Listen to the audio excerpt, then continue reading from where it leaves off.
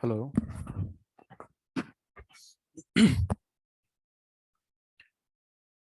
Hello, তোমরা শুনতে পাচ্ছ কথা? জি স্যার, আসসালামু আলাইকুম। ওয়ালাইকুম আসসালাম। কেমন আছো তোমরা সবাই? আলহামদুলিল্লাহ। আলহামদুলিল্লাহ, আপনি কেমন আছেন? এই তো আছি, আলহামদুলিল্লাহ ভালো আছি। তোমাদের সাথে ক্লাস তো আমার শেষ হয়ে গেছিল, তারপরেও শেষ হইয়া হইলো না, শেষ আর কি সেরকম অবস্থা। তোমাদের সেন্ট্রাল ফোর্স, যেটা মানে two body central force problem, একটা চ্যাপ্টার আছে তোমাদের 2 নম্বর। তো এই চ্যাপ্টারটা তোমাদের শেষ হয়ে গেছিল আর কি, এরকমই হয়তো আমরা ভাবতাম আর কি। তো যাই হোক, এটা কোনো কারণে হয়নি। তো যেহেতু সময় তোমাদের কম পরীক্ষার, এই কারণে সাথে একইভাবে এত এত কিছু করা একেবারে সম্ভব না আর কি এই অল্প সময়ের মধ্যে। সেই কারণে তোমাদের এই সেন্ট্রাল ফোর্স প্রবলেম চ্যাপ্টারটা নতুন ভাবে আবার নিচ্ছি আর কি। তো যাই হোক, তোমাদের আজকের ক্লাসটা এই সময়ে পাঠ্যরেষের ক্লাস ছিল, সম্ভবত কোনো কারণে এটা চেঞ্জ হয়েছে। এটা সাত পরে ক্লাস নেবে, তোমরা হয়তো জানো এটা। সেই কারণে আজকে এখানে ক্লাস নিচ্ছে। তবে আগামী সপ্তাহ থেকে তোমাদের প্রতি শনিবারে দুই পিরিয়ডে ক্লাস নিবো আর কি, 10টা থেকে। তোমাদের কারো কোনো প্রবলেম নাই তো? না স্যার। হুম। তাহলে আগামী শনিবার থেকে প্রতি আহ, শনিবারই আর কি, 10টা থেকে দুই পিরিয়ডে ক্লাস। তো যাই হোক, আমাদের two body central force problem এটা আমরা শুরু করি।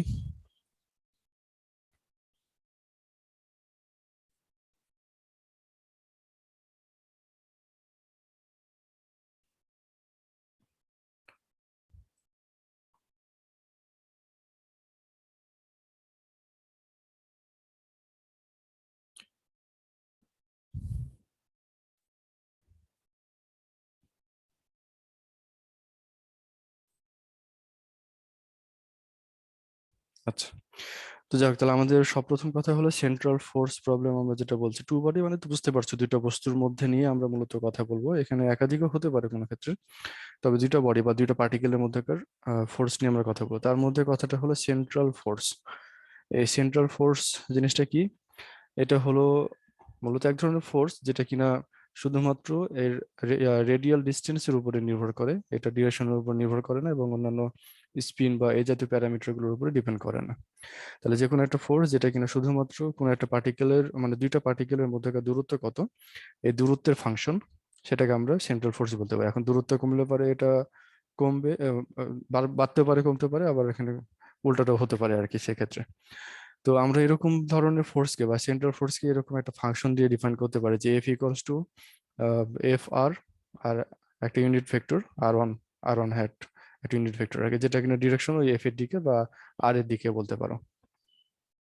আরটা হচ্ছে যে রেডিয়াস বরাবর ফোর্সটা কাজ করছে, সেই রেডিয়াসটা হলো মূলত এই আর, উপরে যেটা আছে। আর সেটা ইউনিট ভেক্টর করে এখানে আর 1 হ্যাট এখানে যেটা লেখা হয়েছে আর কি। আর এফ আরটা হচ্ছে মূলত ওই ফোর্সের যে ফাংশনটা, এটা মানে ফোর্স ওই ডিস্টেন্সের উপরে, এই আর এর উপরে ফোর্সটা যেভাবে ডিপেন্ড করে, সেটা এখানে ডিফাইন করা হবে এই ফাংশনটা দিয়ে। এখন এটা হতে পারে ইনভার্স স্কোয়ার, হতে পারে ইনভার্স ফাংশন। তবে বিষয় হলো শুধুমাত্র আর এর উপরে ডিপেন্ড করবে, আর ছাড়া অন্যান্য প্যারামিটারের উপরে এটা ডিপেন্ড করবে না। তখনই আমরা এটাকে সেন্ট্রাল ফোর্স বলতে পারি, বা কোনো একটা সেন্টারের দিকে বা সেন্টার থেকে বাইরের দিকে কাজ করছে ফোর্সটা, এরকম একটা বিষয় আর কি।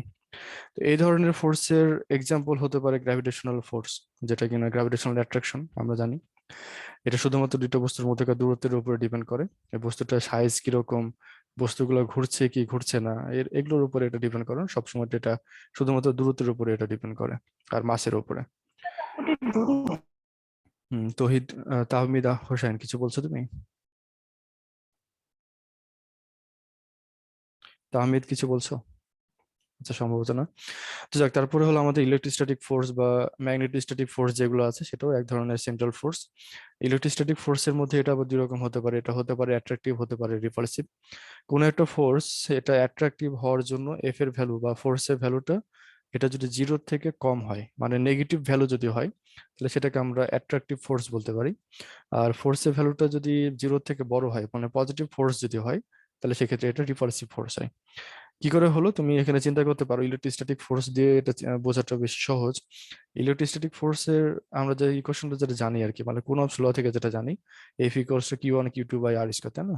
আর একটা কনস্ট্যান্ট যেটা থাকে, কে বা যাই বলো না কেন, 1/4 এপসিলন নট। তো এখানে Q1 এবং Q2 যে দুইটা চার্জ, এদের আহ, যদি ইয়া আলাদা হয়, ভ্যালু যদি আলাদা অপোজিট টাইপের যদি ম্যাগনিটিউড যদি হয়, মানে একটা প্লাস চার্জ একটা মাইনাস চার্জ যদি হয়, সেক্ষেত্রে আমরা জানি যে এটা অ্যাট্রাকটিভ ফোর্স হয়, মানে অ্যাট্রাকশন করে আর কি, এবং সেক্ষেত্রে ফোর্সটা অ্যাট্রাকটিভ। তাহলে তুমি যদি কিউ এর ভ্যালু -1 বসাও, মাইনাস মাইনাস কিউ যদি হয় আর একটা যদি প্লাস কিউ হয়, তাহলে প্লাস মাইনাসে কিন্তু এখানে মাইনাস হচ্ছে আর কি, ফোর্সের ভ্যালু টোটালি এটা মাইনাস হচ্ছে।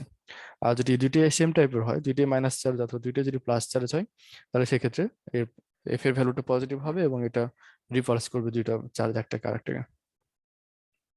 বুঝছো? তাহলে এফ এর ভ্যালু যদি নেগেটিভ হয়, মানে 0 থেকে কম হলে এটা অ্যাট্রাকটিভ ফোর্স এবং 0 থেকে বেশি হলে এটা রিপালসিভ ফোর্স হয়। তো এই হচ্ছে আমাদের সেন্ট্রাল ফোর্সের কথা, ডেফিনেশন, এক্সাম্পল এটা। আর একটা হচ্ছে তোমার যে স্প্রিং এর যে ফোর্সটা আছে, মানে ইলাস্টিক ফোর্স, এটাও এক ধরনের সেন্ট্রাল ফোর্স আমরা বলতে পারি। এখন দূরত্বের উপর ডিপেন্ড কারণ কারণ এফ ইকালস টু কে এক্স, তাই না? এফ ইকালস টু কে এক্স, দূরত্ব যত পারে ফোর্স তত পারে। তো এরকম একটা ব্যাপার, এটাও একটা সেন্ট্রাল ফোর্সের মধ্যেই পড়ে। এখন এই সেন্ট্রাল ফোর্সের কিছু ক্যারেক্টারিস্টিক্স আছে, তার মধ্যে প্রথমটা আমরা যেটা বলতে পারি যে সেন্ট্রাল ফোর্সটা হচ্ছে আমাদের লং রেঞ্জ ফোর্স, মানে এই ফোর্সটা অনেক দূর পর্যন্ত কাজ করে। এখন ফোর্সকে আমরা এরকম ভাবে মানে রেঞ্জের উপর ভিত্তি করে আবার কতগুলো ভাগে ভাগ করতে পারি, যেমন লং রেঞ্জ ফোর্স অথবা শর্ট রেঞ্জ ফোর্স, এরকম ভাবে আমরা এটাকে ডিফাইন করতে পারি। তো এটা লং রেঞ্জ ফোর্স, সেন্ট্রাল ফোর্সটা সাধারণত মানে অনেক দূর পর্যন্ত এটা কাজ করতে পারে। এবং কত দূর পর্যন্ত এটা বোঝার জন্য আমরা বলতে পারি এরকম যে সূর্যের চারিদিকে যদি আমরা পৃথিবী ঘুরছে এটাকে আমরা ধরি, তাহলে এটাও একটা সেন্ট্রাল ফোর্স, গ্র্যাভিটেশনাল ফোর্স আমরা যেটা বলি। তাহলে সেক্ষেত্রে এটাও একটা মানে অনেক দূর থেকে কাজ করছে। তাহলে এই ধরনের দূরত্বগুলো আমরা বলতে পারি লং রেঞ্জ ফোর্স আর কি। তারপরে আমাদের যে এই সেন্ট্রাল ফোর্সটা এটা কোন দিকে কাজ করবে, এটা কাজ করবে হলো যে দুইটা পার্টিকেল মানে যারা ইন্টারঅ্যাক্ট করছে একটা আরেকটাকে সেন্ট্রাল ফোর্স দিয়ে, তাদের যে সেন্টার, এই সেন্টার বরাবর একটা জয়নিং লাইন যদি আমরা টানি, তাহলে সেই জয়নিং লাইন বরাবর এটা মূলত কাজ করবে আর কি। আর এই সেন্ট্রাল ফোর্স গুলো হয় কনজারভেটিভ ফোর্স। কনজারভেটিভ ফোর্সের আমরা মানে সংজ্ঞা জানি আর কি। তাহলে এই কনজারভেটিভ ফোর্সের জন্য আমরা যেটা বলি যে কোনো একটা ফোর্স এফ যদি কনজারভেটিভ হয়, তাহলে সেই ফোর্সের কার্ল 0 হয়, তাই না? কনজারভেটিভ ফোর্সের জন্য এটা হচ্ছে একটা কন্ডিশন যে কোনো একটা ফোর্সকে কনজারভেটিভ হতে হলে তার কার্ল 0 হতে হয়। তো আমাদের ফোর্স যদি এফ আর যদি সেন্ট্রাল ফোর্স হয়, এখানে এটা ফাংশন অফ আর দিয়ে সেটাই বোঝানো হয়েছে আর কি। সেন্ট্রাল ফোর্স ফোর্স হচ্ছে ফাংশন অফ আর। তো এটাও যেহেতু এখানে কার্ল 0, আমরা এটা কনজারভেটিভ ফোর্স একটা প্রপার্টি আমরা ধরতে পারি এভাবে আর কি। তারপরে এটা যদি কনজারভেটিভ ফোর্স যদি হয়, মানে সেন্ট্রাল ফোর্স যদি কনজারভেটিভ ফোর্সই হয়, তাহলে সেই ফোর্সটা আবার পটেনশিয়াল থেকে ডিরাইভ করা যেতে হবে। তার মানে ভি যদি পটেনশিয়াল হয়, তাহলে এটা negative gradient of that potential is equals to that central force, F equals to minus del V. তারপরে হলো যে স্যার সেন্ট্রাল ফোর্স, এই লাইনটা আরেকবার একটু বলেন স্যার। কোনটা এটা? জি স্যার। এটা হলো তোমার যে কনজারভেটিভ ফোর্সেরই একটা প্রপার্টি আর কি। কোনো ফোর্স যদি কনজারভেটিভ হতে হয়, মানে কনজারভেটিভ যদি হয় আর কি, তাহলে সেই ফোর্সটা এর কার্ল হবে 0। আর আরেকটা প্রপার্টি হলো এটার কোনো একটা মানে স্কেলার পটেনশিয়াল থেকে এটাকে ডিরাইভ করা যেতে হবে। একটা ফোর্সকে কনজারভেটিভ হওয়ার কন্ডিশন হলো মূলত এই দুইটা আমরা বলতে পারি, যে তার কার্ল হবে 0 আর সেই ফোর্সটা কোনো একটা পটেনশিয়াল থেকে এটা ডিরাইভ করা যাবে। আর ডিরাইভ করা যাবে কিভাবে? যে ওই ইয়াটাকে পটেনশিয়ালটাকে তুমি যদি গ্রেডিয়েন্ট নাও, নেগেটিভ গ্রেডিয়েন্ট যদি নাও, তাহলে সেটা ওই ফোর্সটা হয় আর কি। বুঝছো? তুমি এমনি চিন্তা করো আমাদের যে গ্র্যাভিটেশনাল ফোর্স এটাও একটা কনজারভেটিভ ফোর্স। তো গ্র্যাভিটেশনাল ফোর্স, আচ্ছা গ্র্যাভিটেশনাল বাদ দাও, এটা কঠিন হবে, আমরা ওই কুলম্ব ফোর্সের কথা বলি। কুলম্ব ফোর্স তোমরা সবই জানো আর কি। আমরা ফোর্সের ভ্যালু জানি যে F equals two 1/4πε0 Q1 Q2/r², তাই না? আর পটেনশিয়াল কি জানি? পটেনশিয়াল জানি হলো 1/4πε0 Q/r। তো Q/r এটাকে তুমি যদি নেগেটিভ গ্রেডিয়েন্ট নাও, 1/4πε0 কিন্তু কনস্ট্যান্ট, তাহলে 1/r এটা যদি আমরা নেগেটিভ গ্রেডিয়েন্ট নিই, তাহলে এটা তখন এই 1/r² হয়। তাহলে এটা কি হচ্ছে তখন? সেটা মূলত এই ফোর্স হয়ে যাচ্ছে। ফোর্সটা হয়ে যাচ্ছে আর কি। বুঝছো? একই রকম ভাবে গ্র্যাভিটেশনাল ফোর্সের জন্য তুমি বলতে পারো, গ্র্যাভিটেশনাল পটেনশিয়ালের জন্য বলতে পারো। জি স্যার। তো এগুলো যেহেতু কনজারভেটিভ ফোর্স, এটার এই দুটো প্রপার্টি অবশ্যই হোল্ড করবে। এবং সেন্ট্রাল ফোর্স গুলো যেটা আমরা বলছি কনজারভেটিভ ফোর্স, তাহলে এইগুলো প্রপার্টি অবশ্যই তাদের থাকতে হবে। এখন এই যে তোমার gravitational force, coulomb force, spring মানে ইলাস্টিক ফোর্স, এগুলো সবগুলোই এই প্রপার্টি গুলো মেনে চলে। আর কোনো একটা পার্টিকেল এটা যদি সেন্ট্রাল ফোর্সের আন্ডারে মুভ করে, মানে অন্য কোনো ফোর্স এর উপরে অ্যাক্ট করছে না, শুধুমাত্র সেন্ট্রাল ফোর্সের মানে যে কোনো একটা সেন্ট্রাল ফোর্সের আন্ডারে যদি এটা মুভ করে, তাহলে তার যে পাথ হবে বা অরবিট হবে, সেটা হবে একটা প্লেনের উপরে, তারা একটা প্লেনের উপরে থাকতে হবে আর কি। বুঝছো? কারণ হলো ওই সেন্ট্রাল ফোর্সের আন্ডারে যদি কাজ করে বা এটা যদি সেন্ট্রাল ফোর্সের আন্ডারে মুভ করে, তাহলে ওটা প্লেন ছাড়া অন্য কোনো ইয়া হওয়া, মানে কার্ভ হওয়া, এটা অসম্ভব আর কি। এটা একটা প্লেনেই থাকতে হবে। এখন এখানে এটাকে পাথ বলা হচ্ছে অথবা কার্ভ বলা হচ্ছে, দুইটাই হতে পারে। সেন্ট্রাল ফোর্সের আন্ডারে যদি মুভ করে তাহলে এটা পাথও হতে পারে, মানে কার্ভও একটা পাথ যদিও, মানে সরি অরবিটও একটা পাথ অবশ্যই। তো এই অরবিটও যেহেতু একটা পাথ, আমরা এখানে অরবিট বলবো কখন এটা যদি কোনো ওই একটা মানে সেন্টারের চারিদিকে যদি এটা মুভ করে, যেমন এই যে পৃথিবী, এটা কিন্তু অরবিটিং করছে সূর্যের চারিদিকে, বা একটা ইলেকট্রন এটা প্রোটনের চারিদিকে বা নিউক্লিয়াসের চারিদিকে অরবিটিং করছে। তো এই ধরনের যদি অরবিটিং করে তাহলে এখানে আমরা অরবিট বলবো। আর যদি এরকম হয় যে কোনো একটা নিউক্লিয়াস থেকে আলফা আলফা পার্টিকেল বের হচ্ছে, আলফা পার্টিকেল বের হয়ে এটা তো আর অরবিটিং করে না, জানো? একটা নিউক্লিয়াস থেকে যদি মানে একটা পার্টিকেল থেকে যদি জেনারেট হয়, তাহলে সেখান থেকে এটা চারিদিকে স্পন্টেনিয়াসলি ছড়িয়ে পড়ে। এটা অরবিটিং করে আবারও ওই একই অবস্থাতে একই জায়গাতে ফিরে আসে না, একই অবস্থানে ফিরে আসে না। তো এখানে তার জন্য আমরা ধরুন অরবিট বলবো না, এটা যখন পাথ বলবো। এই কারণে দুইটা টার্মই এখানে রাখা হয়েছে, এটা পাথ বলো বা অরবিট বলো, সেটা অবশ্যই একটা প্লেনের উপরে হতে হবে। এখন একটা জিনিস বলতে পারো যে এরকম আলফা পার্টিকেলে হোক বা একটা পার্টিকেলে হোক যেটা কিনা সেন্ট্রাল ফোর্সের আন্ডারে মুভ করছিল, তারপরে আমরা দেখি যে এটা আস্তে আস্তে বেঁকে যাচ্ছে, তো এরকম আমরা প্র্যাকটিক্যালি দেখি। কারণ হলো সেখানে ওই সেন্ট্রাল ফোর্স যেটা আমরা বলছি তার সাথে আরো কিছু ফোর্স এখানে যদি বিদ্যমান থাকে, তাহলে সেক্ষেত্রে তার পাথের মানে ডিরেকশনটা এখানে চেঞ্জ হতে পারে, তার মোশনের ডিরেকশনটা চেঞ্জ হতে পারে, এবং সেটা একটা প্লেন থেকে চেঞ্জ হয়ে ওটা একটা 3 ডাইমেনশনাল একটা স্পেসের মধ্যে এটা মুভ করতে পারে আর কি সেক্ষেত্রে।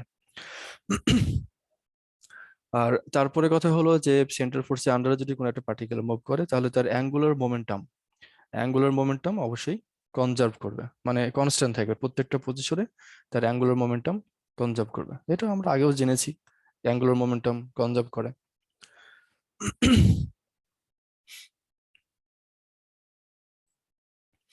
আর তারপরে কথা হলো এই মানে এরকমই সেন্ট্রাল ফোর্সের আন্ডারে মুভ করছে এবং এটা অরবিটিং করছে কোনো একটা সেন্ট্রাল ফোর্সের আন্ডারে, তাহলে সেই পার্টিকেলের যে জয়নিং মানে যে জয়নিং লাইন, যেটা মানে দুইটা পার্টিকেল যার মানে সেন্টার এবং যেটা অরবিটিং করছে, এর যে জয়নিং লাইন, এটা সমান সময়ে সমান এরিয়া অতিক্রম করবে, যেটা আমরা কেপলার্স ল অনুযায়ী জানি। কেপলার্স থার্ড ল, তাই না? থার্ড ল না, এটা সেকেন্ড ল সম্ভবত। হ্যাঁ। তো ওই কেপলার্স ল অনুযায়ী আমরা যেটা জানি যে ওই একই কথাই এখানে প্রযোজ্য, কোনো একটা পার্টিকেল যেটা কিনা তোমার সেন্ট্রাল ফোর্সের আন্ডারে অরবিটিং করছে, তো সেটার যে রেডিয়াস ভেক্টর, এই রেডিয়াস ভেক্টরটা সমান সময়ে সমান এরিয়া অতিক্রম করে। তো বা এটা আমরা বলতে পারি যে rate of change of area is constant, তাই না? আমরা এখানে যেটা জানি কেপলার্স ল থেকে, সেটাও আমাদের এখানে একটা প্রপার্টি হিসেবে আমরা ধরতে পারি। তো ওই উপরের যে প্রপার্টি গুলো আমরা বলেছি একদম এই যে ডি পর্যন্ত, এগুলো আমাদের এটাতে আর কিছু মানে প্রমাণ করার নাই। আমরা এই যে নিচের যে 3টা প্রপার্টি বললাম, এই 3টা প্রপার্টি আমরা চাইলে প্রমাণ করতেই পারি আর কি। হ্যাঁ, এগুলো প্রমাণ করা যায়।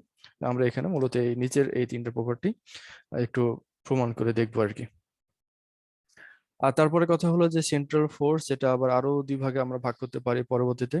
সেটা হলো একটা হচ্ছে বাউন্ডেড মোশন, আর একটা হচ্ছে মানে তার মোশনের উপর ভিত্তি করে একটা হচ্ছে আনবাউন্ডেড মোশন। তো কোনো একটা সেন্ট্রাল ফোর্সের আন্ডারে কোনো পার্টিকেলের মোশন যদি এরকম হয় যে এটা একটা অরবিট ফর্ম করেছে, মানে এটা ইচ্ছা মতো যে কোনো দিকে চলে যেতে পারছে না, তাহলে সেটা আমরা একটা বাউন্ডেড মোশন বলতে পারি। যেমন এই যে যে বিভিন্ন যে প্ল্যানেটের যে মোশন গুলা, এটা সবগুলাই একটা বাউন্ডেড পজিশনে আছে। বা তুমি বলতে পারো যে ইলেকট্রনের যে মোশন কোন একটা নিউক্লিয়াসের চারিদিকে, সেটাও একটা বাউন্ডেড মোশনে আছে আর কি। আর আনবাউন্ডেড মোশনের মধ্যে পড়বে হলো ওই যে আলফা পার্টিকেল, যে এক্সাম্পলটা আমরা দিলাম, যে কোনো একটা নিউক্লিয়াস থেকে যদি কোনো আলফা পার্টিকেল বের হয় বা আলফা স্ক্যাটারিং যদি হয়, সেটাও মূলত একটা আনবাউন্ডেড মোশন। এটা কোনোভাবে একটা অরবিট ফর্ম করে না, এটা আগের অবস্থানে কখনো ফিরে আসে না, মানে যেখান থেকে শুরু করলে সেখানে আবার ফিরে আসে না। এরকম ধরনের মোশনটা হচ্ছে আনবাউন্ডেড মোশন। এবং এই 2 রকম হতে পারে আর কি। এখন এই সেন্ট্রাল ফোর্স যেরকম বলছে, সেরকম নন সেন্ট্রাল ফোর্সও হতে পারে। তো নন সেন্ট্রাল ফোর্স হলে পরে কি হবে? নন সেন্ট্রাল ফোর্স হচ্ছে তোমার এখানে মানে একই সাথে একাধিক ফোর্স এখানে ইনক্লুড থাকতে পারে, এবং সেক্ষেত্রে যে ফোর্স গুলা মানে যে ফোর্সটা এখানে হবে সেটা হতে পারে মানে শর্ট রেঞ্জ ফোর্স হবে সাধারণত। আবার হতে পারে এটা তোমার যে 2টা জয়নিং যে লাইন, এই জয়নিং লাইন বরাবর এটা কাজ মানে করবেই এমন কোনো নিশ্চয়তা নেই, এটা নাও করতে পারে। আর আরেকটা হলো যে ফোর্সটা সাধারণত নন কনজারভেটিভ হবে আর কি। তো ফোর্সটা হবে নন কনজারভেটিভ, এটা জয়নিং লাইন বরাবর কাজ করতেও পারে, নাও করতে পারে। আর একটা হলো শর্ট রেঞ্জ ফোর্স হবে এটা। মানে শর্ট রেঞ্জ ফোর্স বলতে কি বোঝায়? শর্ট রেঞ্জ বলতে খুবই অল্প রেঞ্জের মধ্যে, এটা হতে পারে ফেমটোমিটার, এরকম ধরনের অর্ডারে হলে পারে সেই ধরনের ফোর্স গুলোকে আমরা শর্ট রেঞ্জ ফোর্স বলি। এবং এই ধরনের ফোর্সটা হবে নন সেন্ট্রাল ফোর্স, এবং সেখানে ইনক্লুড মানে এটা চেঞ্জ হতে পারে এরকম ভাবে যে ওই পার্টিকেল গুলোর যে স্পিন বা তোমার অন্যান্য প্যারামিটার, তো এটার ওরিয়েন্টেশন, এগুলোর উপরে মূলত এই ফোর্সটা তখন ডিপেন্ড করবে, তখন আমরা এটাকে নন সেন্ট্রাল ফোর্স বলতে পারি। আচ্ছা, তো আমরা যে প্রপার্টি বললাম কিছু, ওই যে আমাদের সেন্ট্রাল ফোর্সে কিছু প্রপার্টি আমরা যেরকম বললাম, ঠিক এই যে প্রথম সরি নাম্বার যে প্রপার্টিটা, যে পার্টিকেলকে অবশ্যই একটা প্লেনের উপরে মুভ করতে হবে, সেই প্রপার্টিটা আমরা একটু যদি দেখি। আমরা জানি যে কোনো একটা সেন্ট্রাল ফোর্স এফ কে আমরা এরকম ভাবে একটা ইকুয়েশন দিয়ে লিখতে পারি, যে ট্রিকটা আগে বললাম, যে এফ যদি একটা সেন্ট্রাল ফোর্স হয় তাকে অবশ্যই আমরা এরকম একটা লিখতে পারি, যাতে করে ওই ফোর্সের ডিরেকশন একটা ইউনিট ভেক্টর, এবং ওই ফোর্সটা ওই রেডিয়াসের উপরে বা ডিস্টেন্সের উপরে কিভাবে ডিপেন্ড করছে সেটা ডিফাইন করার জন্য একটা function f r, function of r, এভাবে এটাকে লেখা যায়। এখন রেডিয়াস ভেক্টরটা এটা স্যার একটু এক্সপ্লেন করলে ভালো হতো স্যার, মানে কোনটা? ইকুয়েশনটা, ওই ইকুয়েশনটা। এটা এই জি স্যার। ইকুয়েশনটা? আচ্ছা, ঠিক আছে, আমরা তাহলে বোর্ডে চলে যাই। আমরা এটা শেয়ার অফ করে দিলাম, তোমরা আশা করি বোর্ড দেখতে পাচ্ছ। স্যার আমরা কি নোট তুলবো এটা? তোমাদের নোট করতে পারো, সমস্যা নেই, আমি তারপরে তোমাদের তো এটা দিয়ে দিই আর কি, এই চ্যাপ্টারও তোমাদের নোট আমি দিব, তবে করতেই পারো নোট আর কি। দুইটা পার্টিকেল মনে করো এরকম ভাবে কাজ, মানে তাদের মধ্যে একটা ফোর্স কাজ করছে, এটা তার জয়নি লাইন বরাবর, এবং এই ফোর্সটা f of r, function of r, এভাবে ডিফাইন করে। এখন এটা কিরকম ধরনের ফোর্স, এটার উপর ডিপেন্ড করছে এই ফাংশনটা কেমন হবে। এফটা হতে পারে F equals to 1/4 pi epsilon naught Q1 Q2 by R square. তার মানে এটা কিরকম, যে ফাংশনটা হচ্ছে F is proportional to 1/r square, বুঝছো? এটা হতে পারে স্প্রিং কনস্ট্যান্ট, মানে স্প্রিং এর যে ফোর্স, যেটা আমরা জানি যে এফ প্রপোর্শনাল টু মানে এক্স বা আর যেটা বলা হয় কেন, এই প্রপোর্শনালটা আর, এরকম হতে পারে। তো দূরত্বের সাথে এটা মানে শুধুমাত্র সম্পর্কিত, দূরত্ব বাড়লে বা কমলে এটা চেঞ্জ হয়, এবং অন্যান্য প্যারামিটারের উপর এটা ডিপেন্ড করছে না, এবং এটা এমনকি ডিরেকশনের উপরে, মানে কোন পজিশনে আছে তার উপরেও ডিপেন্ড করবে না। তোমার এখানে যদি কোনো একটা পার্টিকেল থাকে এবং তার চারিদিকে মনে করো এখানে কোনো একটা পার্টিকেল, এখান থেকে এ পর্যন্ত যে ফোর্স হবে ওই একই দূরত্ব তুমি যদি এখানে রাখো, এই ফোর্সের ভ্যালুও ওই এক্স্যাক্টলি একই ফোর্সই হবে। এখানে যদি হয় এফ, ওই এফ তুমি এখানেও পাবে, এফ এর কোনো চেঞ্জ এখানে পাবে না, বুঝছো? এখন এটা তোমার ইলেকট্রোম্যাগনেটিক ফোর্স হতে পারে, গ্র্যাভিটেশনাল ফোর্স হতে পারে, এমনকি এখানেও হতে পারে। দূরত্ব যদি কনস্ট্যান্ট থাকে, একই দূরত্ব যদি হয়, তাহলে এই ফোর্সের কোনো চেঞ্জ পাওয়া যাবে না, আর দূরত্ব যদি চেঞ্জ হয় তাহলে ফোর্স চেঞ্জ হবে। তার মানে হলো এটা ডিরেকশন, ওরিয়েন্টেশন, তারপরে এই যে বিভিন্ন স্পিন, এগুলোর কোনোটার উপরে ডিপেন্ড না করলে তখন সেটাকে আমরা সেন্ট্রাল ফোর্স বলি। মানে এটা শুধুমাত্র রেডিয়াসের বা দূরত্বের ফাংশন, দুইটা পার্টিকেলের মধ্যে, ইন্টারঅ্যাক্টিং পার্টিকেলের মধ্যে। তো এটাকে আমরা সংক্ষেপে যেটা লিখতে পারি যে ফাংশন অফ আর। আমাদের এখানে ফাংশনটা কিরকম হবে, ফাংশনের নেচারটা কেমন হবে, এটা ফোর্সটা মানে এর ভিতরেরটা কি আছে তার উপরে ডিপেন্ড করবে, তবে সেটাকে আমরা সংক্ষেপে ফাংশন অফ আর বলতে পারি আর কি, যেটা কিনা মানে ডিস্টেন্সের একটা ফাংশন এটা। এখন ফাংশন যদি হয়, সেটা তো আমরা ফাংশন দিয়ে এটা মানে কি ধরনের ফোর্স বা ফোর্সের ইয়েটা মানে নেচারটা কিভাবে চেঞ্জ হয় সেটা আমরা এখানে ডিফাইন করতে পারছি। কিন্তু আমরা জানি যে ফোর্স একই সাথে একটা ভেক্টর কোয়ান্টিটি, তাহলে এফ যদি আমাদের সেন্ট্রাল ফোর্স বলি, তাহলে এফ ইকুয়ালস আমাদের বলতে হবে ওই ডিফাইনিং ফাংশনটা, যেটা কিনা এফ আর, এবং সাথে একটা ইউনিট ভেক্টর যেটা কিনা এই এফ এর দিকে কাজ করছে। এখন এটাকে তুমি F12 দিয়ে ডিফাইন করতে পারো, আসলে এটা এফ আর হ্যাট দিলেই ইউনিট ভেক্টর আমরা এখানে যেটা বুঝি আর কি, 1 2 এখানে না দিলেও চলে। তো আরটা কোন ডিরেকশনে, আর এর ডিরেকশন হচ্ছে মূলত এফ এর ডিরেকশন। আমাদের এই ডিরেকশনে যদি এফ কাজ করে, আরও ওই একই ডিরেকশনে কাজ করবে। তাহলে আমরা এখানে আর এর যে ইউনিট ভেক্টর, সেটা আমরা এরকম ভাবে চেঞ্জ করে লিখতে পারি যে f r, r vector divided by r ভেক্টরের ম্যাগনিটিউড, তাই না? তাহলে আমাদের এফ যে ফোর্স, সেন্ট্রাল ফোর্স, তাকে আমরা এভাবে লিখতে পারি। তোমরা দেখতে পাচ্ছ তো না? জি স্যার, দেখতে পাচ্ছি স্যার। হুম, আচ্ছা। তো ভালো কথা। তাহলে এখন এই যে এফ যে সেন্ট্রাল ফোর্স, এটাকে আমরা যদি আর ভেক্টর দিয়ে যদি ক্রস মাল্টিপ্লাই করি উভয় দিকে, মানে ভেক্টর প্রোডাক্ট যদি আমরা নিই আর ভেক্টর সাথে, তাহলে r cross F equals two, এখানে তো এফ মানে স্মল এফ আর এটা তো একটা ফাংশন এবং শুধুমাত্র এটা একটা মানে স্কেলার কোয়ান্টিটি, এটাকে আমাদের তাহলে এর বাইরে রাখতে পারি আমরা ইচ্ছে করলেই। তাহলে এই r cross r vector divided by r ভেক্টরের ম্যাগনিটিউড, তাই না? আমরা জাস্ট এখানে উভয় দিকে আমরা আর ভেক্টর দিয়ে ক্রস মাল্টিপ্লিকেশন করেছি। এখন এখানে দেখতে পাচ্ছ তার মানে যে এটা এখানে ডানে যেটা আছে সেটা হচ্ছে আর ক্রস আর, মানে একই ভেক্টরের সাথে একই ভেক্টরের ক্রস প্রোডাক্ট। তাহলে এটা কি হবে, আর মানে তোমার আর ইন্টু সাইন 0 ডিগ্রি, কারণ আর এর সাথে আর এর অ্যাঙ্গেল 0 ডিগ্রি এবং সাইন 0 ডিগ্রি ভ্যালু হয় 0। তাহলে এটা হচ্ছে আমাদের মূলত একটা জিরো, বা আমরা এখানে জিরো বলা ঠিক না, এটা আসলে নাল ভেক্টর। আমাদের দুইটা ভেক্টরের প্রোডাক্ট যদি 0 হয়, এটাকে আমরা কি বলি, এটাকে আমরা নাল ভেক্টর বলি, তাই না? তাহলে এটা মূলত নাল ভেক্টর। তো যাই হোক, 0 এখানে এর ম্যাগনিটিউডটা 0 আর কি। তাহলে আর ক্রস এফ এটা হচ্ছে আমাদের মূলত 0। একটু পেন নিয়ে আসি, একটু তোমরা ওয়েট করবে।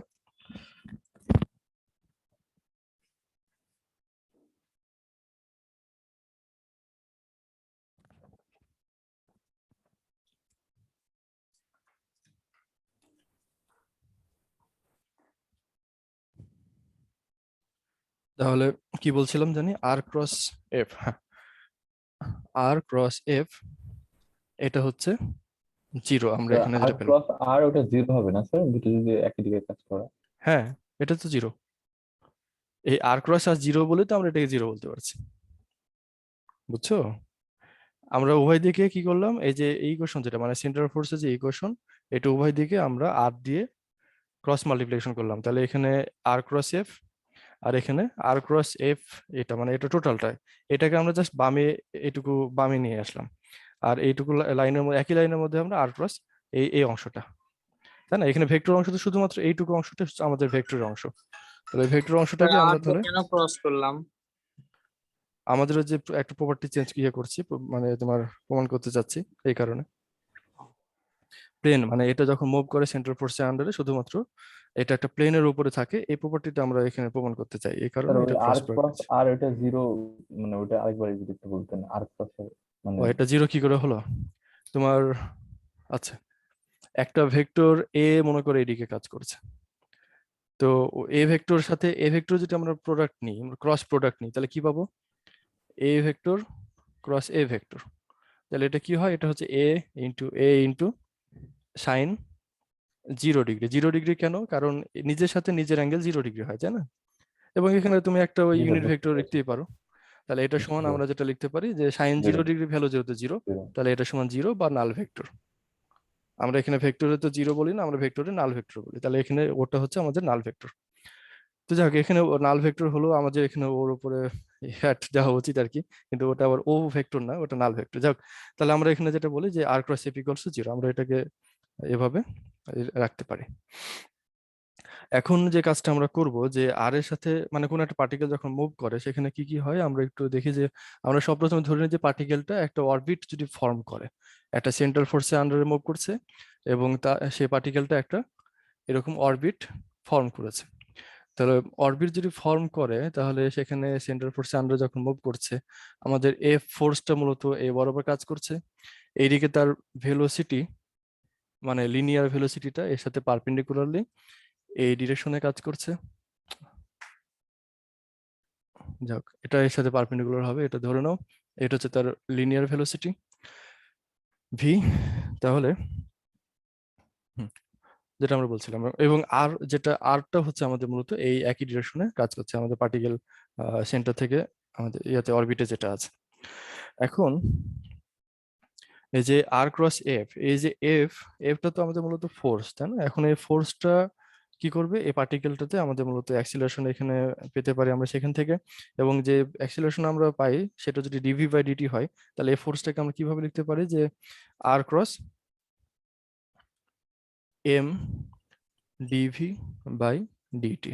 এমটা কি? এমটা হচ্ছে যে পার্টিকেলটা মুভ করছে, এই পার্টিকেলের মাস হচ্ছে এম, এবং এটা সমান হচ্ছে 0। তাহলে আমরা উপরে লিখি এটাকে, তাহলে এখান থেকে যেটা পাবো, এমটাকে আমরা যদি বাইরে রাখি, তাহলে এম বাইরে রাখলে আর ক্রস ডিভি বাই ডিটি এটা সমান 0, তার মানে হলো আর ক্রস ডিভি বাই ডিটি। আমরা এখানে সংক্ষেপে যে জিনিসটা করতে পারি এখান থেকে, যে DDT of R cross V equals to 0, এই পর্যন্ত আসা যায় কিনা? DDT of R cross V equals to 0, এটা আসা যায়? জি স্যার। জি স্যার। আচ্ছা, তাহলে এখন আমরা এখান থেকে এই যে DDT of R cross V, এটা থেকে আমরা মানে শুধুমাত্র আর ক্রস ভি এর ভ্যালুটা জানতে চাই। কি কি পাবো এখান থেকে আর ক্রস ভি এর ভ্যালু?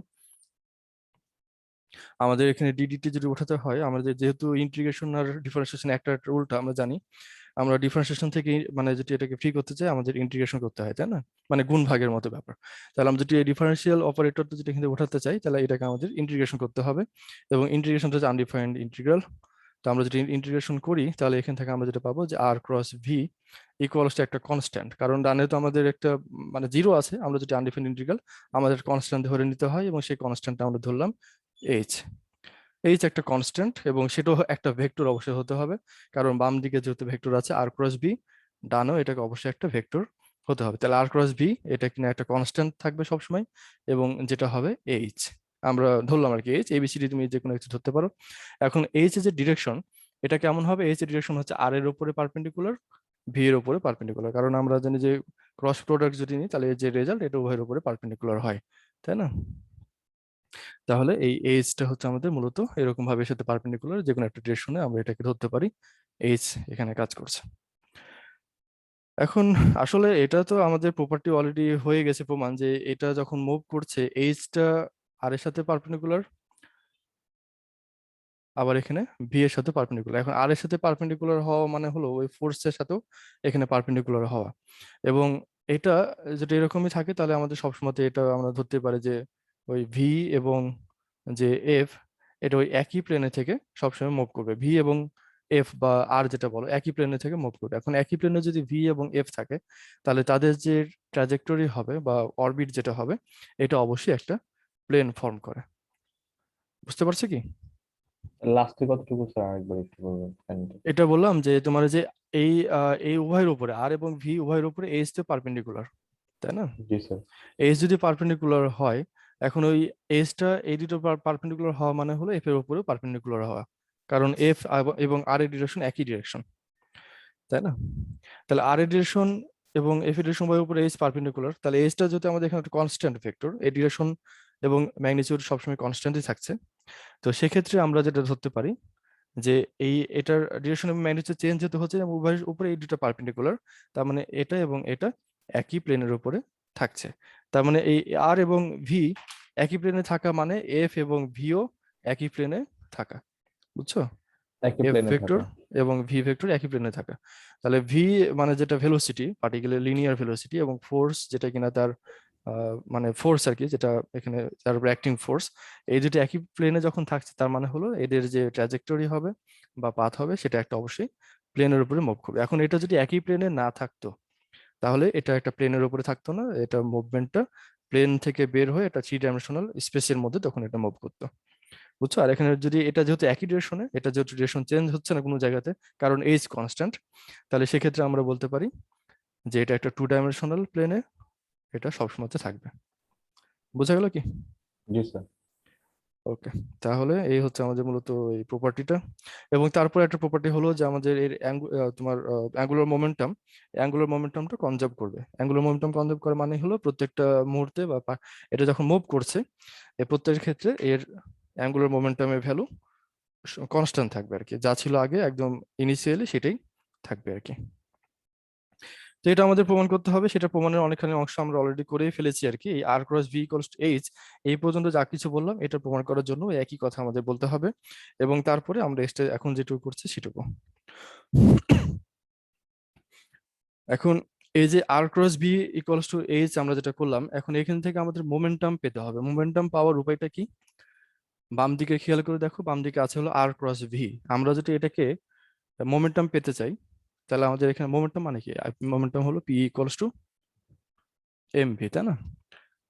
মানে ভেলোসিটির সাথে আমরা যদি মাস দিয়ে মাল্টিপ্লাই করে দিই তাহলে আমরা মোমেন্টাম পেয়ে যাই। এখন বাম দিকে আমাদের ভেলোসিটি আছে, তাহলে আমাদের খুবই সহজ, আমরা জাস্ট এখান থেকে এম দিয়ে মাস যদি আমরা গুণ করে দিই, দিলে হবে। মাস দিয়ে গুণ করে দিলে আমাদের এম মানে হয়ে যায়। একবারে আমরা করি যেটাকে, তাহলে r cross m v equals to m h vector. এখন এই যে আর ক্রস এটা তাহলে কি হচ্ছে, এইটুকু এমভি মানে হলো পি, তাহলে r cross p equals to m h vector. এখন এই আর ক্রস পিটা কি, আর ক্রস পিটা হচ্ছে আমাদের অ্যাঙ্গুলার মোমেন্টাম, যেটা কিনা এল আমরা লিখি, জানো l equals to r cross p, এটা তোমরা পড়েছো, l equals to r cross p angular momentum. Angular momentum equals to radius vector cross multiplied by linear momentum. Linear মোমেন্টামের সাথে আমরা যদি রেডিয়াস ভেক্টরকে ক্রস মাল্টিপ্লিকেশন করি আর ক্রস পি এরকম অর্ডারে, তাহলে আমরা অ্যাঙ্গুলার মোমেন্টাম পাই। তাহলে অ্যাঙ্গুলার মোমেন্টাম বাম দিকে l equals to m h vector. বুঝছো, এই হচ্ছে আমাদের মূলত অ্যাঙ্গুলার মোমেন্টাম। এবং অ্যাঙ্গুলার মোমেন্টামটা দেখো আমাদের ডান দিকে কি আছে, এইচ যেটা কিনা একটা কনস্ট্যান্ট ভেক্টর, এবং এম যেটা কিনা একটা কনস্ট্যান্ট স্কেলার আর কি। তো সেক্ষেত্রে ডানে অবশ্যই এটা একটা কনস্ট্যান্টই থাকছে, এবং এটা মোশনের প্রত্যেকটা মুহূর্তে এই জিনিসটা হোল্ড করবে, তার মানে হলো অ্যাঙ্গুলার মোমেন্টাম এর মোশনের প্রত্যেকটা মুহূর্তে কনস্ট্যান্টই থাকছে। বুঝা গেল? তাহলে অ্যাঙ্গুলার মোমেন্টাম কনজার্ভ করে। সেন্ট্রাল ফোর্সের আন্ডারে মুভ করেছিল পার্টিকেলটা, এবং সেন্ট্রাল ফোর্সের আন্ডারে যদি পার্টিকেলটা মুভ করে তাহলে তার অ্যাঙ্গুলার মোমেন্টাম কনজার্ভ থাকবে। সেটা হচ্ছে আমরা এই ইকুয়েশনটা থেকে বলতে পারি। ক্লিয়ার? জি স্যার। স্যার এই নোটগুলো তো স্যার আমাদের লেকচারে মানে ইয়েতে আছে তাই না স্যার? হ্যাঁ হ্যাঁ, তোমাদের এটা যেটা পড়াচ্ছি প্রথমে এই সেন্ট্রাল ফোর্সের বিভিন্ন কথাগুলা, তোমাদের থিওরিটিক্যাল মেকানিক্স স্পাইজেলের একটা বই আছে, এই বই অনেক এক্সাম্পল করা আছে, সেটা থেকে পড়তে পারো। এটা মোটামুটি ভালোভাবেই দেওয়া আছে, আশা করি বুঝতে পারবে। আর কিছু অংশ আমরা যেটা পড়াবো পরে সেন্ট্রাল ফোর্সের বিভিন্ন যে ইকুয়েশন গুলো, এটা আমরা তখন আবারও গুপ্ত কুমারের বই থেকে কিছু পড়বো। তো এই হচ্ছে বিষয়। আমরা এরপরে আর একটা প্রপার্টি যেটা আছে সেটা হচ্ছে আমাদের যে angular sorry rate of change of area, এটা যে কনস্ট্যান্ট থাকে সেটা আমাদের একটু প্রমাণ করতে হবে। স্যার কেপলারস ল, হ্যাঁ বলো। স্যার যদি কিছু প্রবলেম এখানে সলভ করে দেখানো হতো একটু সুবিধা হতো আমাদের, কিরকম প্রবলেম? এই সেন্ট্রাল বডির হ্যাঁ মানে আমরা, basic যে বললেন স্পাইডেল। হ্যাঁ তো সেটা সেটা আমরা করবো। আমরা যেটা করছি না, এগুলো এক ধরনের প্রবলেম প্রবলেম আকারেই ওই হ্যাঁ স্পেশাল বইটাতে দেওয়া আছে। তো সেখানে এই প্রবলেমগুলো আমরা সলভ করছি এখন আর কি। জি স্যার।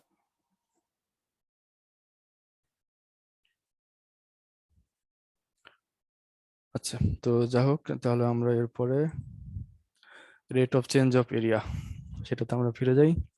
তাহলে সব প্রথমে একটা আমরা কি বলে এটাকে, ফ্রেম আমরা একটা কল্পনা করি, এবং এই ফ্রেমের এটা হচ্ছে আমাদের সেন্টার। এই সেন্টারকে কেন্দ্র মানে কেন্দ্র করে আর কি, এটাকে কেন্দ্র করে কোনো একটা পার্টিকেল মুভ করছে। সব প্রথমে এখানে ছিল, কোনো একটা সময় এই পজিশনে চলে আসলো। তাহলে তার রেডিয়াস ভেক্টর প্রথম ছিল এটা, তারপরে রেডিয়াস ভেক্টর হলো এটা। এবং সেটা বুঝতেই পারছো যেটা এরকম ভাবে মুভ করছে, তাহলে এটা অনেকটা এরকম একটা কার্ভ পাথ ফলো করবে, এবং এটাকে আমরা নাম দিতে পারি। এটা আচ্ছা এরিয়া তো না দিই, এটাকে ও দাও, এটাকে এম দাও, এটাকে এন দাও, এরকম। তাহলে এরকম একটা পাথ ফলো করছে, এবং এটা যদি অল্প পরিমাণ হয় মানে অল্প সময়ে যদি হয়, তাহলে এইটাকে আমরা ঠিক কাছাকাছি বা এইটুকু দূরত্বটা এই কার্ভ পাথেও যাওয়া হয়। এরকম একটা লিনিয়ার পাথ যদি নিতাম তাহলে এই একই রকমের হয় আমরা ধরে নিতে পারি, যদি সময়টা অল্প হয় বা এম এন যদি কাছাকাছি হয়। বুঝছো?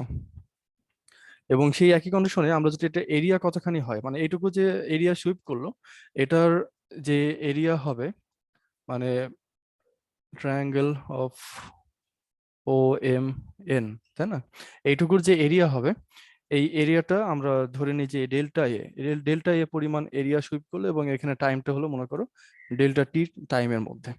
তো এইটুকু যে এরিয়া আমরা এটা কি করে বের করতে পারি?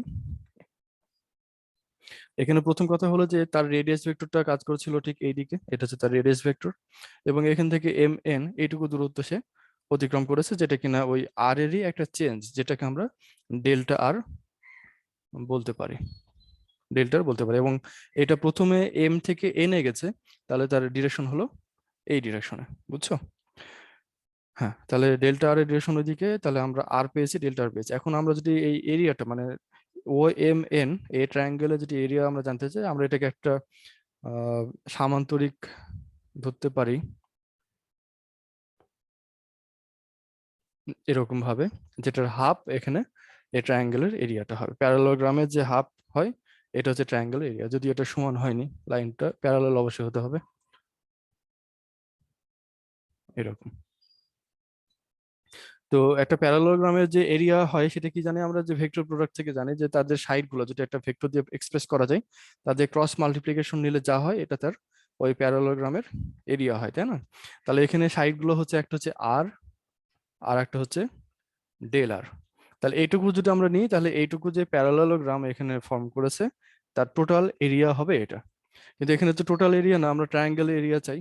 সেই ট্রায়াঙ্গেল এরিয়াটা আমরা কি করব, এটার মডুলাস নিলাম এবং তাকে আমরা হাফ নিব। তাহলে এটা হচ্ছে আমাদের মূলত ওই ডেল্টা এ, ওই ট্রায়াঙ্গেলের এরিয়া। তাহলে ট্রায়াঙ্গেলের area delta a equals to half of R cross del r, এটা তোমরা জানো। এখন rate of change of area, rate of change of area এটাকে আমরা যদি এ ডট বলি, এ ডট মানে কি, আমরা এরিয়ার যে চেঞ্জ সেটাকে আমরা টাইমের রেসপেক্টে ডেরিভেটিভ নিয়েছি, ফার্স্ট ডেরিভেটিভ। তাহলে এ ডট ইকুয়ালস টু, আমরা সময়টা যদি অল্প নেই তাহলে আমরা এখানে কিছু লিমিট করে দেব, limit delta T tends to 0, তাহলে del a divided by del t equals to, sorry, হ্যাঁ ঠিক আছে। তাহলে এটা সমান আমরা কি বলতে পারি, লিমিট যেটা ছিল সেটা তো থাকবেই। এই ছবি মুছে দিলাম, ছবি কি আর দরকার আছে তোমাদের? সম্ভবত আর লাগবে না, আমরা তাও একটু রাখি। Limit delta T tends to 0, del এর ভ্যালু কতখানি, 1/2 এটা, তাই না? এবং ডেল টি দিয়ে আমরা এটা ডিভাইড করছি। তাহলে আমরা এখানে যেটা লিখতে পারি সংক্ষেপে, যে r cross del r divided by del t, এটা আমরা লিখতে পারি। দেখো এটা বুঝতে পারছি কিনা। Limit delta T tends to 0, আমাদের এখানে শুধুমাত্র যে ডেল এর যে ভ্যালু ছিল এটাকে আমরা just del A by del T করছিলাম, এবং লিমিটটা রেখে দিয়ে, লিমিট যেটা আমরা এখানে বলছিলাম যে ডেল টি টেন্স টু 0, এই লিমিট রেখে দিয়ে যদি আমরা এখানে ডেল টি দিয়ে ডিভাইড করি, তাহলে এটা ডিভাইড করা মানে আমরা ডেল আর কে ডিভাইড করা, একই ব্যাপার, তাই না? এই কাজটা আমরা এখানে করেছি। তাহলে আমরা সংক্ষেপে এখন যেটা লিখতে পারি যে এই লিমিট যেটা আছে, তো এটাকে আমরা ইচ্ছা করলে ব্র্যাকেটের, সরি মানে ইয়ার মধ্যে মডুলাস সাইনের মধ্যে নিয়ে নিতে পারি, এবং যদি এটা নিয়ে নিই তাহলে আমরা এরপরে যেটা লিখতে পারি যে, ও সরি, তোমরা কেউ কিছু বলো না, একটা আমি ভুল করেছি, হাফ স্যার হাফ হবে। ছিল হাফ স্যার, দিনে, হাফ। হ্যাঁ। তো এই 1/2, সরি, মডুলাস চিহ্নটা এখানে যা ছিল তাই রাখি, তারপরে r cross limit del t tends to 0, del r divided by del t, এটাকে আমরা এভাবে লিখতে পারি। ব্র্যাকেটটা এখানে না দিয়ে টোটালটার উপরে দিই এবং মডুলাস সাইন বাইরে দিই। এটা দেওয়া যেত না?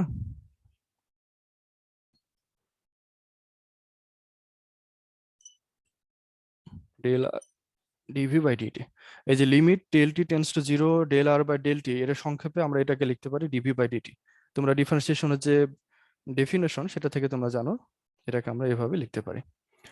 তাহলে এখন ডিভি বাই ডিটি মানে কি, ডিভি বাই, সরি ডিআর, এটা ডিআর হবে, ডিআর বাই ডিটি। এখন ডিআর বাই ডিটি মানে কি, এটা জাস্ট ভেলোসিটি, লিনিয়ার ভেলোসিটি। তাহলে এটা সমান হলো 1/2 of R cross v, half of R cross v. তাহলে এরিয়াল ভেলোসিটিটা হচ্ছে half of R cross v. এখন এই আর ক্রস ভি, এই আর ক্রস ভি সমান আমরা কি বের করেছিলাম আগে, এইচ বের করেছিলাম, তাই না? ওই যে ওটার সাথে রিলেটেড। তাহলে half of R cross v মানে হলো এটা সমান হাফ অফ এইচ। এইচটা কি ছিল, একটা কনস্ট্যান্ট ভেক্টর যার ম্যাগনিটিউড কনস্ট্যান্ট, ডিরেকশনে সেম ডিরেকশন। তাহলে এখানে আমরা এই বাম দিকে কি লিখছিলাম, বাম দিকে আছে হলো এ ডট, যেটা কিনা এরিয়াল ভেলোসিটি। এরিয়াল ভেলোসিটি সমান হচ্ছে হাফ অফ এইচ, তার মানে হলো যে এরিয়াল ভেলোসিটিটা কনস্ট্যান্ট, বুঝছো? তাহলে আমরা এইটুকু করলে পরে আমাদের এরিয়াল ভেলোসিটি কনস্ট্যান্ট। তাহলে এই তিনটার প্রপার্টি আমরা মূলত প্রুভ করতে পারলাম আর কি, আর সেন্ট্রাল ফোর্সের জন্য। এখন এরিয়া এইটুকু বুঝতে পারছো তোমরা সবাই, তাই না? ক্লিয়ার, বোঝা গেছে? কনফিউশন থাকলে বলো, কনফিউশন থাকলে প্রশ্ন করো, আলোচনা করি আমরা। আচ্ছা, নাই সম্ভবত। আমাদের যে এরিয়া, এরিয়া কি ভেক্টর না স্কেলার?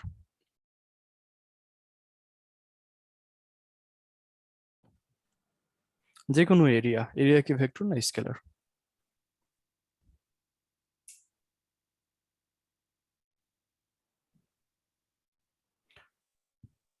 পারবো না, সমস্যা নেই, এটা ভুল হতে পারে আমাদের। Sir vector. ভেক্টর, হ্যাঁ। কেউ কি স্কেলার বলবে এটাকে? আচ্ছা, তো যাক, আমাদের এরিয়াটা সবসময় ভেক্টর আমাদের। তারপরও ইকুয়েশন যেটা আমরা দেখছি যে বাম দিকে আছে এরিয়াল ভেলোসিটি বা এ ডট, তাহলে এ ডট যেটা আমরা লিখলাম এটা আসলে এভাবে লেখাটা ঠিক না। এই আমাদের যেটা লিখতে হবে সেটা হচ্ছে এ ডট, মানে ভেক্টর সাইন দিয়ে অবশ্যই, ডেল এ এটাও একটা ভেক্টর, বুঝছো?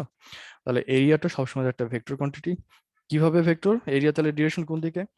যদি তুমি বলো যে এটা আমাদের এরিয়া, তাহলে এর এরিয়া যদি ভেক্টর হয় তাহলে এর ডিরেকশন কোন দিকে? সবসময় এরিয়া ডিরেকশন হবে এই এরিয়ার Perpendicular. উপরে পারপেন্ডিকুলার, এবং এটা একটা ভেক্টর কোয়ান্টিটি সবসময় তাই।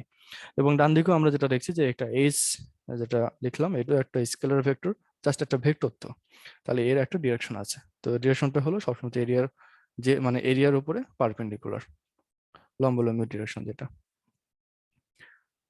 তো যাই হোক, এই হচ্ছে আমাদের এ পর্যন্ত কথা। আর তারপরে আসবে হলো আমাদের সেন্টার অফ মাস। তোমাদের কি সময় আছে আজকে? আমরা কি আরেকটু আগাতে পারি? স্যার হ্যাঁ। স্যার ডেলের উপরে কি আমরা ভেক্টর সাইন দিতে পারবো? না, ডেলের উপরে না, শুধু এর উপরে। এখানে ভেক্টর সাইন যেটা আছে শুধু এর উপরে, মানে ডেল এ ভেক্টর। স্যার তাহলে হচ্ছে আর ক্রস ডেল আর, এটা তো আমরা মান নিলাম, তো ওই সাইডে যে আমরা হচ্ছে ডেলের উপরে ভেক্টর সাইন দিলাম। হ্যাঁ, ওটা তো ডেলের উপরে না, এটা ডেল আর এর উপরে ভেক্টর, মানে আর ভেক্টরের চেঞ্জ, বুঝছো? এখানে যেটা আছে সেটা হচ্ছে আর ভেক্টরের চেঞ্জ, এখানে একই রকম ভাবে এ ভেক্টরের চেঞ্জ, বুঝছো? এটা কিন্তু এরকম না, মানে এটা হচ্ছে ডেল এবং ডেল এর উপরে ভেক্টর, এটা কিন্তু না, বুঝছো তো? এটা এ ভেক্টর যদি এটা হয় তাহলে জাস্ট এর উপরে ভেক্টর, এই ডেল এর উপরে ভেক্টর না, এরকম। আর এই ডেল অপারেটর যেটা আমরা যেটা বলি আর কি, তোমরা জানো গ্রেডিয়েন্ট যখন আমরা নিই, ডেল অপারেটর, ডেল অপারেটর হচ্ছে এই ডেলটার ঠিক উল্টা, যেটাকে আমরা ন্যাবলা বলি, এবং সেই ন্যাবলার উপরে আমরা ভেক্টর সাইন দিই, বুঝছো? ন্যাবলার উপরে ভেক্টর সাইন দিতে হবে কারণ এটা একটা ভেক্টর অপারেটর। কিন্তু যখন ডিফারেন্স, এটা কিন্তু ভেক্টর অপারেটর না, এটা জাস্ট ডিফারেন্স। কিন্তু আমরা যদি এটাকে ন্যাবলা বলি, এই ন্যাবলার উপরে অবশ্যই আমাদের ভেক্টর সাইন দিতে হবে।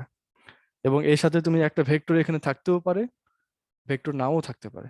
যদি ভেক্টর থাকে তাহলে এখানে ডট অথবা ক্রস যে কোনো একটা কিছু আমাদের লিখতে হবে, আর যদি ভেক্টর না থাকে তাহলে তো নাই, বুঝছো? এটা যদি স্যার ভেক্টর অপারেটর হয় ন্যাবলা, তাহলে অবশ্যই ভেক্টর সাইন দিতে হবে ওই অপারেটরটার উপরে। হ্যাঁ, বলো। স্যার তাহলে আমরা ওই মডিউলাস দিয়ে কি বোঝাচ্ছি এখানে? এটা জি স্যার।